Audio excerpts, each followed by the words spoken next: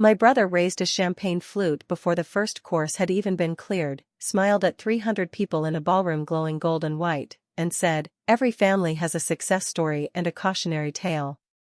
I got lucky. My brother Daniel, he turned and found me in the back near the service doors, became the family failure so I'd know exactly what not to be. People laughed. Not everyone. Just enough. Then the woman beside the head table stopped with her glass halfway to her mouth and stared at me like she'd seen a ghost. "Did you say Daniel Mercer?" she asked. The room went quiet. Ethan's smile flickered. And for the first time all night, I realized my brother might actually be afraid.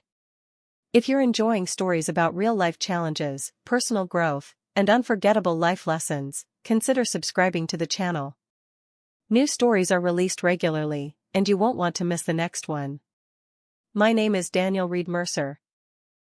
I was 39 years old that night, a maintenance supervisor at Riverside Medical Center in Columbus, Ohio, the kind of job most people never noticed unless an elevator got stuck or a pipe burst over the maternity ward.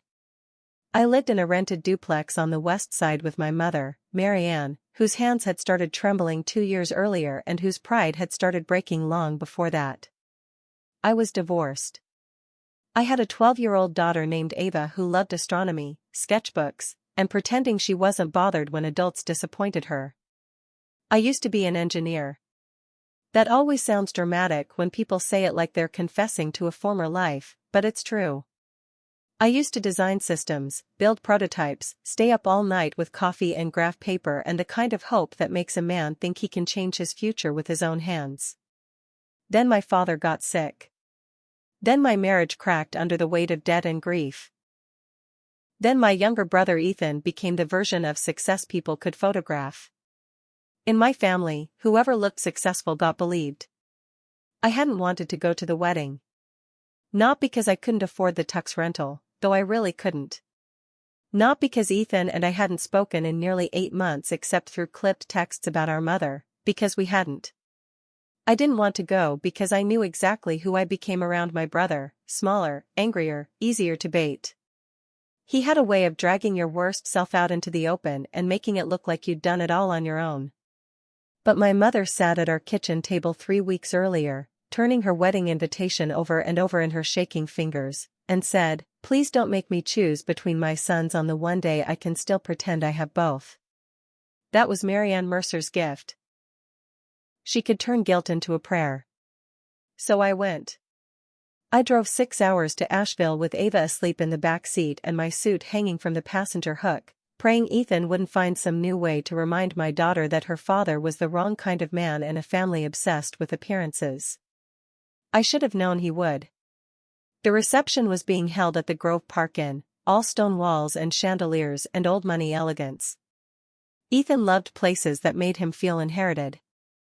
He was marrying Lauren Pierce, a smart, polished corporate attorney from Charlotte whose parents looked like they'd been born standing in country club foyers. She was beautiful in that unapproachable way expensive people sometimes are, but when she smiled at Ava during cocktail hour and told her she liked the constellation pins on her cardigan, I saw something in her face that surprised me. Nervousness. Not bridal nerves. Something sharper. The first sign that the night was about to split open came an hour before Ethan's toast. I was standing near the terrace doors, loosening my tie, when I heard 2 groomsmen whispering behind a velvet curtain. "Victoria Hale's writing the check Monday," one said. "$200 million if legal clears." Then why's Ethan sweating? Because apparently there's some issue with old IP filings. His lawyer said it's nothing. I should have walked away. Instead I stood there with my pulse climbing into my throat, because I knew exactly what old IP filings they were talking about. Years earlier, before Mercerlogics had a logo, before Ethan had magazine profiles and private flights and a talent for speaking in phrases investors loved, there had only been my father's garage in Dayton and a folding table covered in machine parts, server boards, and notebooks. My father, Samuel Mercer, owned a small parts fabrication shop and believed in 2 things with religious intensity: work that solved real problems and sons who earned their names. I built a warehouse routing system for mid-size manufacturers. Not glamorous. Not revolutionary to people who liked buzzwords. But it worked. It reduced waste, predicted equipment delays, and cut labor bottlenecks. I built it after watching my father's suppliers lose money because bigger companies had software they couldn't afford. I called it Lantern. Ethan said Lantern was too humble. Investors don't back lanterns, he told me once, leaning across my workbench in a crisp blazer while I was still in grease-stained jeans. They back empires. I was 32 then. He was 29 and fresh off an MBA, with all the shine I'd never learned to manufacture. He said he believed in me. Said he could package what I built into something scalable. Said we'd do it together. For a while, I believed him too. Then Dad had a stroke in the middle of August. Everything after that happened like a house collapsing room by room. My father needed care. The shop started bleeding money. My wife Naomi was working double shifts as a physical therapist while I slept in hospital chairs and signed papers without reading enough of him. Ethan handled the business side. That was his phrase. I remember it because he said it with such calm certainty I felt relieved every time. Relief can cost a man more than fear. By the time my father came home, speaking in short, exhausted sentences and dragging one foot across the kitchen tile, Ethan had formed a new company. Mercer Logics. He said Lantern needed a cleaner brand. He said temporary assignment documents were standard. He said I'd still be protected. He said a lot of things. What he didn't say was that he'd transferred the core rights, the code, the commercial licensing structure, and the early patents into an entity controlled almost entirely by him. I found out months later, after Dad's second hospitalization, after Naomi moved into the guest room, after I missed a demo because my father stopped breathing for 42 seconds in the middle of the night and I rode in the ambulance with his blood on my sleeve. Ethan told everyone I'd become unreliable.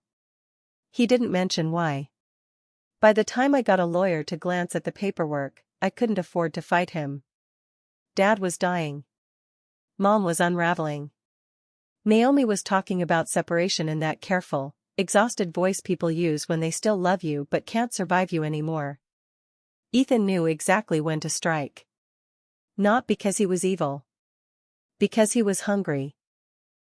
Because in our family, hunger wore a tie and got called ambition. When Dad died, Ethan cried harder than I did at the funeral. People remember that kind of thing. Back in the ballroom, Ethan's insult hung in the air like cigarette smoke no one wanted to claim. My mother stared at her plate. Ava looked up at me, wide-eyed.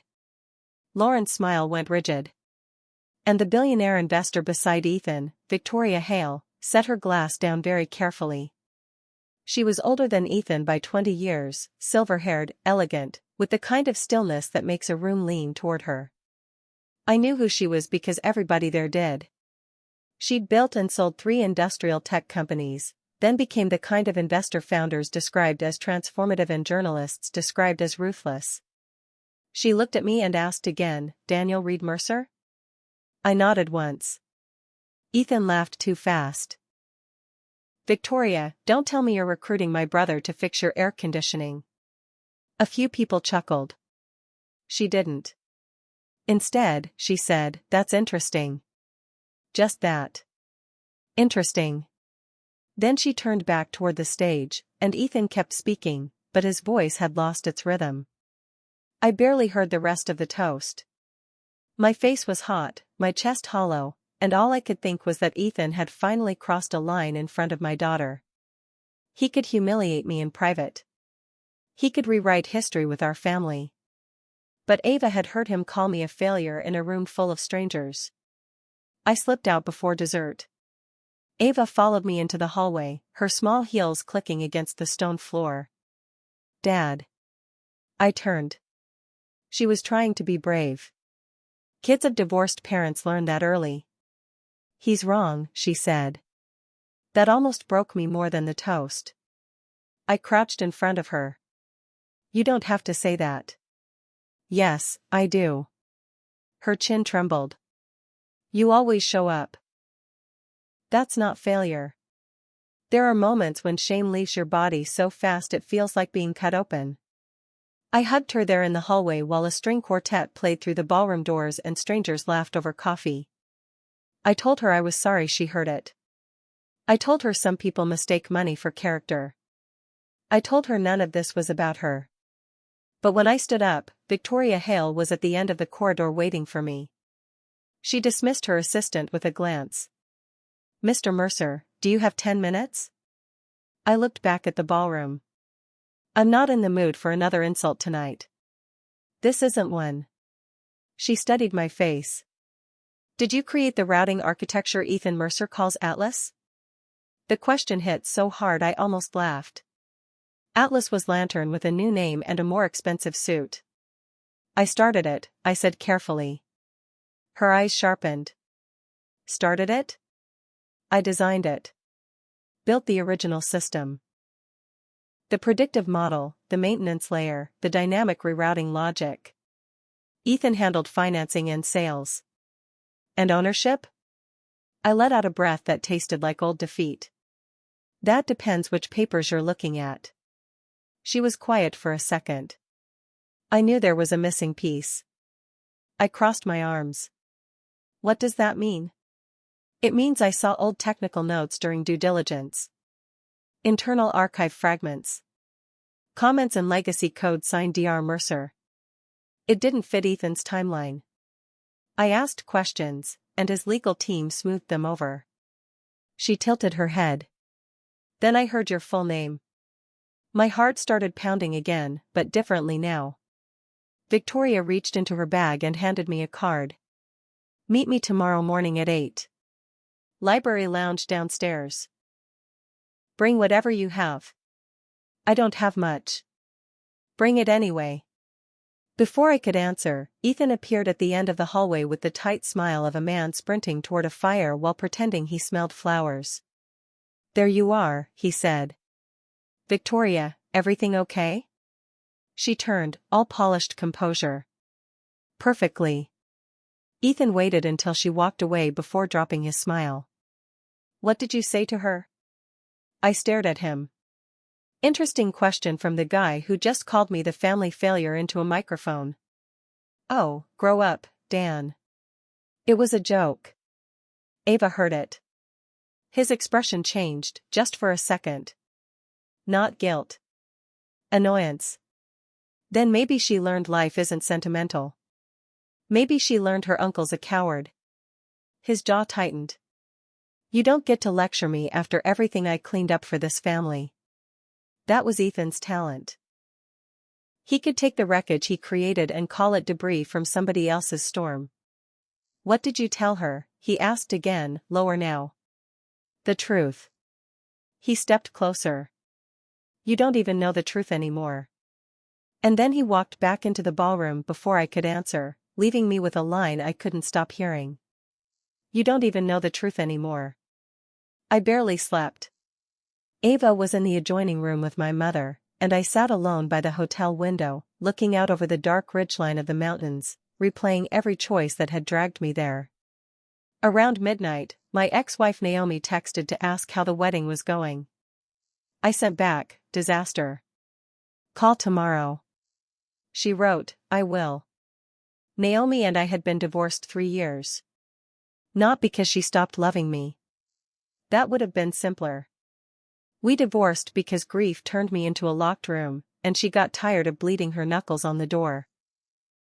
We were better now than we'd been at the end, but better in divorced language mostly meant we no longer weaponized honesty during custody exchanges.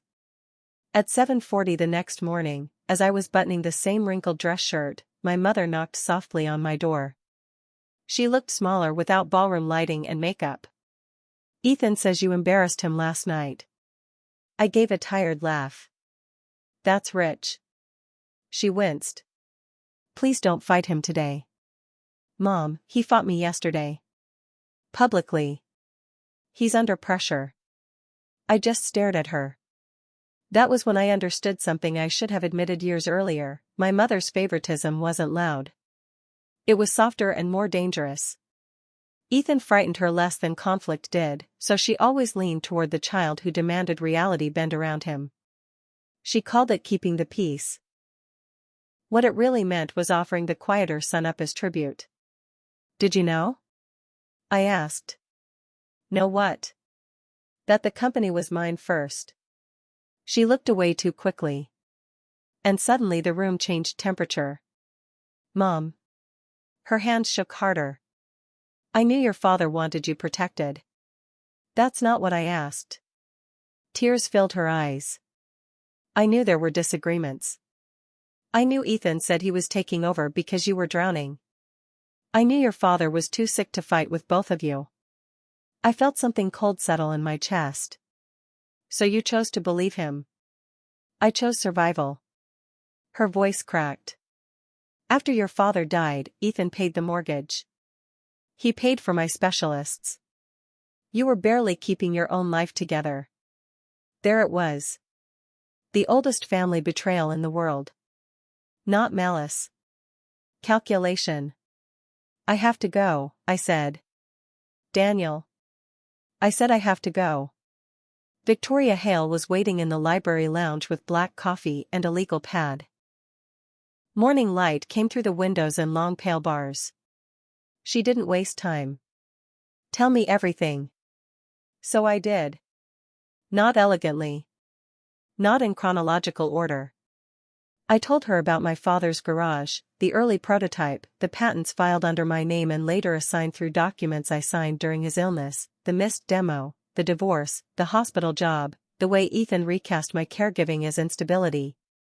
I told her I had saved notebooks, old emails, version histories on a hard drive, and one prototype shell in my basement because I never could bring myself to throw it out. Victoria listened like a surgeon listens to a pulse. When I finished, she slid a folder across the table.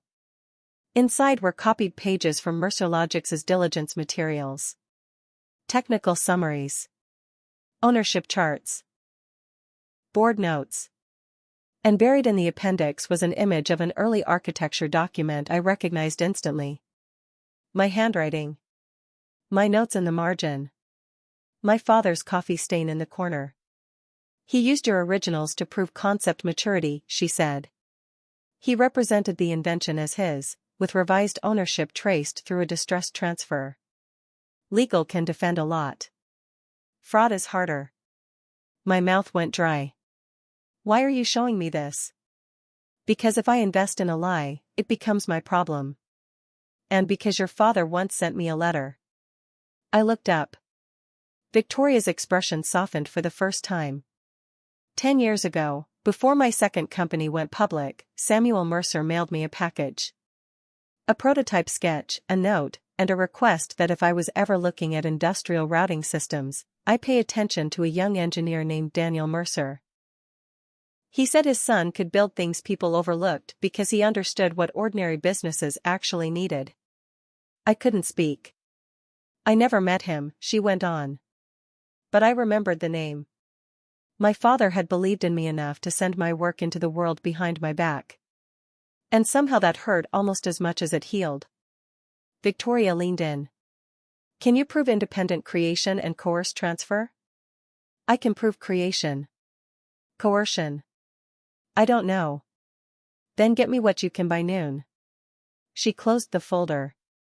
"Because Ethan plans to announce our partnership at the post-wedding brunch." Of course he did. There are men who can't just be happy. They need witnesses. I drove back to Columbus like a man outrunning a fire. My mother called 6 times. Ethan texted once, "Don't make this uglier than it needs to be." At home I tore through boxes in the basement while dust rose around me. Old hard drives. Notebooks. A prototype casing. Spiral pads full of equations and sketches. Purchase orders from suppliers dated months before Mercer Logics existed. On my workbench, under a pile of extension cords, I found the battered black notebook I'd thought was lost. Inside the front cover, my father had written in block letters. "If this works, don't let anyone sell your name cheaper than your work." I sat down on the concrete floor and cried. Not neat movie tears. The ugly, breathless kind grief stores for years and releases when it realizes you're too tired to stop it. Naomi found me there. I'd forgotten she had a key for Ava emergencies. She set down 2 coffees and didn't ask me to explain the tears before she crouched beside me. Ava called. She said your mom took her to breakfast and you sounded strange on the phone. I handed her the notebook. She flipped through a few pages, then looked at me. Daniel, this is everything. Maybe too late. Late isn't the same as gone. I laughed without humor. You always did sound like the sane one. That's because one of us had to. She sat beside me on the basement steps. Why didn't you fight him back then? I stared at the opposite wall. Dad was dying. You were leaving. Mom needed help. I was tired. Naomi was quiet for a moment. I didn't leave because you were tired. I looked over. I left because you decided suffering was noble and letting people love you was weakness. Her voice stayed gentle. You kept choosing collapse like it made you righteous. Painful truths land best when they come from people who once held your worst days without flinching. I rubbed my face. I know. I'm not saying Ethan didn't betray you. He did. But you helped him by disappearing from your own life. That one landed even deeper. Then she touched the notebook. Don't disappear this time. By 11, I had scanned everything and sent it to Victoria's legal team. I almost missed the email reply because my hands were shaking too hard to type. Please return to Asheville. We need one more item, any direct statement from Daniel Mercer regarding authorship or intended ownership. I had nothing like that. Or I thought I didn't. When I got back to the hotel just before 3, Lauren Pierce was waiting outside the conference suite in her wedding brunch dress, still flawless, except for the fact that she looked like she'd been awake for a week. Daniel, she said. Can we talk? I should have hated her by proximity. She was about to marry the man who'd built a life on top of mine. But there was no triumph in her face. Only dread. She led me into an empty sitting room and shut the door. I heard enough last night to know something was wrong. Then this morning I confronted Ethan. And? He lied badly. That narrows nothing. A sad little smile flickered across her mouth. I found this in his garment bag. She handed me a small flash drive and a sealed envelope, both worn at the edges. My name was on the envelope in my father's handwriting. For a second the room tilted. Where did he get this? He said he forgot he had it. Then he tried to take it from me. She swallowed. Daniel, I think he was going to destroy it after the brunch. I opened the envelope with numb fingers. Inside was a short letter. Danny, if you're reading this, then I either ran out of time or ran out of courage. You built Lantern. Ethan knows it. I know it. I let business documents get ahead of my strength, and that is on me. I thought I could fix it after treatment. If I cannot, then hear me clearly, your work was never meant to be taken from you. What your brother has is not a blessing. It is a debt. Dad. I read it twice. Then a third time, because the first 2 times my eyes kept blurring. The flash drive? I asked. Lauren looked sick. It's a video. Victoria's legal counsel watched it with us in a conference room while Ethan pounded on the locked door outside and demanded someone let him in. The video was shaky, clearly recorded on an old phone. My father sat in his recliner wearing the blue cardigan my mother used to tease him about, his speech slower than before the stroke but unmistakable.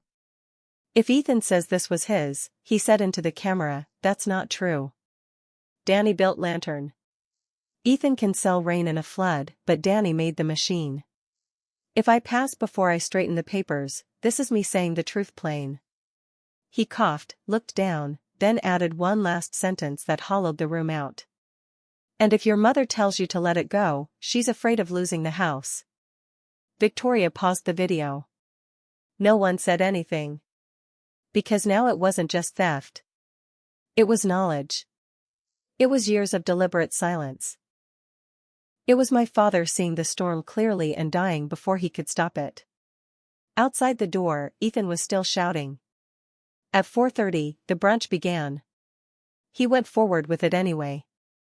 That should tell you everything about my brother. Even cornered, he believed performance could outrun truth. The ballroom had been reset into daytime luxury, white orchids, polished silver, investors and attorneys mingling with family friends who loved proximity to power. Ethan took the small stage smiling, one hand at Lauren's waist, the other around a microphone. Lauren stood beside him like a woman holding still through an earthquake. My wife and I, he began. Lauren quietly said, not yet. The microphone caught it. A few heads turned. Ethan's smile strained. Lauren and I are grateful you're here to celebrate not just our future together, but the future of Mercer Logics. With Victoria Hale's partnership, we're about to scale nationally. He held out a hand toward Victoria. She did not stand. Instead, she said, in a voice calm enough to slice steel, no, Ethan. We're not. The room went silent so fast you could hear someone set down a fork. Ethan let out a brittle laugh. Victoria, maybe we should. I agree, she said. We should. Publicly. He looked at her, then at the room, calculating. This isn't the place. You made it the place when you used your wedding to announce an investment built on disputed ownership. A ripple moved through the guests. My mother had gone white. Lauren stepped away from Ethan. His face changed then. Not into guilt. Into panic. Victoria rose. Before I invest in a founder, I verify the origin of what they claim to own. In this case, that process raised serious questions. Questions that were answered this afternoon. She turned, not to Ethan, but to me. Mr. Mercer, would you like to tell the room what Lantern was? Every eye in the ballroom found me. I could have gone for blood. God knows a part of me wanted to. Years of humiliation, debt, custody mediation, second jobs, seeing my daughter watch me count groceries at checkout while Ethan got featured in business magazines under headlines about visionary leadership. None of that just disappears because the truth finally gets an opening. But something Naomi said in my basement had lodged itself in me. Don't disappear this time. So I walked forward. My legs felt strange, but my voice didn't. Lantern was the original routing system Mercer Logics is built on, I said. I designed it in my father's garage for small manufacturers who were getting crushed by inefficiency and couldn't afford enterprise software. Ethan helped pitch it. Later, while my father was dying and I was acting as his caregiver, the ownership was transferred in a way I didn't fully understand until it was too late to fight. Ethan grabbed the mic stand. That's a lie. You signed every document. I did sign them, I said. That doesn't make your story true. He turned to the crowd, voice rising. He was unstable back then. Everyone knows it. He missed critical meetings. He checked out. He abandoned the company. I heard my mother make a small, awful sound. I looked right at him. I missed a demo because Dad stopped breathing. The room held still. Ethan's mouth opened, but nothing came out. Lauren took the microphone from his hand before he could recover. Her own voice trembled, but only a little. I found a letter and a video from Samuel Mercer in Ethan's possession this morning. Ethan intended to destroy them. She handed the flash drive to the AV technician. And before Ethan could stop it, my father's face appeared on the ballroom screen. His voice filled the room. Danny built Lantern. Ethan can sell rain in a flood, but Danny made the machine. When the video ended, no one moved. Some truths don't need argument. They arrive whole. Ethan looked like a man who had just discovered charm has a ceiling. My mother stood up abruptly, chair scraping the floor, tears streaming down her face. I'm sorry, she said. She wasn't speaking to the room. She was speaking to me. That almost undid me more than the video. Ethan turned on her in disbelief. Mom, don't. But she did. I knew enough, she said, shaking now with something deeper than illness. I knew your father was worried. I knew Daniel had done the work. I told myself we needed your money, your help, your version of what happened. I told myself surviving mattered more than fairness. She looked at me like she'd waited years to deserve the pain in my face. I was wrong. Ethan's desperation finally cracked into anger. You all needed me. Dad's shop was failing. Daniel was drowning. I was the only one willing to do what it took. There it is, I said softly. He snapped toward me. You think building something is enough? It isn't. Nobody invests in sad geniuses with dirty hands. I made it real. No, Victoria said. You made it marketable. Those are not the same thing. He laughed once, broken and bitter. Easy for you to say from $1 billion up. Victoria didn't blink. I built my first company sleeping in a warehouse office. Don't confuse greed with grit. Lauren took off her engagement ring then. No theatrics. No speech. She just placed it on the linen-draped head table like it weighed more than gold and looked Ethan straight in the face. You didn't just lie about the company, she said. You lied about who you are when no one's watching. And that was the real verdict. Not the investor pulling out. Not the legal disaster forming in real time around him. Not the whispers of guests who'd been so eager to stand near power. It was the woman who loved him enough to marry him realizing his core had been built from borrowed materials. Ethan looked at me again, and for the first time in my life, I saw something under the arrogance. A little boy. Scared. Jealous. Still trying to outrun the feeling that our father respected my hands more than his voice. It didn't excuse a thing. But it made him human, which somehow made the whole mess sadder. I never wanted your life, I told him. I just wanted my own. He looked like he might say something back. An apology. A defense. Another lie. I don't know. He never got that far, because his lawyer had already started weaving through the crowd, pale and urgent, and the moment had moved beyond family into consequence. The weeks that followed were not glamorous. Truth rarely is. Victoria Hale formally withdrew her investment and referred the disputed filings to counsel. Mercer Logix's board suspended Ethan pending investigation. Civil litigation began. There were depositions, document reviews, ugly phone calls, and at least one night where I sat in my truck outside the courthouse wondering whether justice always felt this much like exhaustion. My mother moved into an assisted living community near my place after she sold the old Dayton house. She cried the day the papers closed. Not because she loved the house more than us, I think, but because houses keep the shape of the lies we survive inside them. Letting go of them means admitting what happened there. Ethan called me once during that period. Not to apologize. Not exactly. He said, "Do you ever think about what Dad saw when he looked at us?" I answered honestly. Every day. What if there was never room for both of us? There was, I said. You just thought love was a ranking. He was quiet for a long time. Then he said, I don't know who I am without winning. That, I told him, is finally your problem to solve. The settlement took 8 months. It restored the original inventorship, transferred a meaningful equity share, and forced a public correction that did more for my sanity than the money ever could. Money helped, of course. I paid off debt. I set up Ava's college fund. I made sure my mother's care was stable.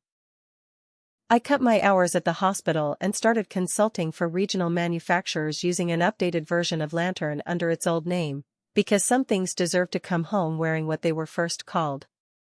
Victoria backed the new company, but modestly, and only after making me defend every line of the business plan like she was doing me the favor of honesty instead of rescue. She was. Naomi and I didn't get back together in some movie ending drenched in instant forgiveness. Real life is more disciplined than that. But we found our way back toward trust. Slow dinners. Better conversations. Less armor. One night, after Ava fell asleep on the couch between us during a meteor shower documentary, Naomi rested her head on my shoulder and said, "You seem like you came back."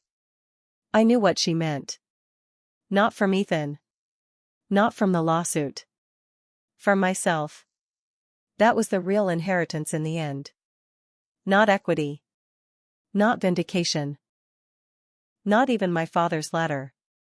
It was the understanding that being overlooked can wound you, but building your identity around that wound will finish the job. I had spent years letting other people define me as failed because I was too tired, too ashamed, or too scared to say otherwise. Ethan stole from me. My mother enabled him. Life knocked me down more than once. All of that was true. But another truth sat beside it. At some point, I had started cooperating with the story they told about me. I stopped doing that. The last time I saw Ethan was outside a mediation office in Cincinnati. He looked older, less polished, stripped down to something closer to plain. We stood there in the cold, two grown men under a gray sky, our father dead, our childhood gone, the truth finally too expensive to avoid. "I was proud of you once," he said without looking at me. I answered, "I know." He nodded. That was part of the problem. Maybe it was the closest thing to honesty he'd ever given me. Maybe that was enough. Maybe not. Either way, I got into my truck, drove home to Columbus, and walked into a life that finally felt like mine. Ava met me at the door with her science fair board and a grin. My mother was in the kitchen arguing with Naomi about whether chili needed sugar. The house smelled like cumin and onions and ordinary peace. I stood there for a second taking it in, this loud imperfect little world, and felt the kind of gratitude that doesn't arrive as fireworks. It arrives as steadiness. Sometimes the person they call the failure is just the one who paid the highest price for loving people who confused usefulness with worth. Sometimes justice doesn't look like revenge. Sometimes it looks like your name being returned to you after years of carrying somebody else's version of it. And sometimes the richest thing a person can own is the moment they stop begging to be misread. If this story resonated with you, let us know your thoughts in the comments. We'd love to hear your perspective. And if you enjoy meaningful stories like this, don't forget to subscribe for more.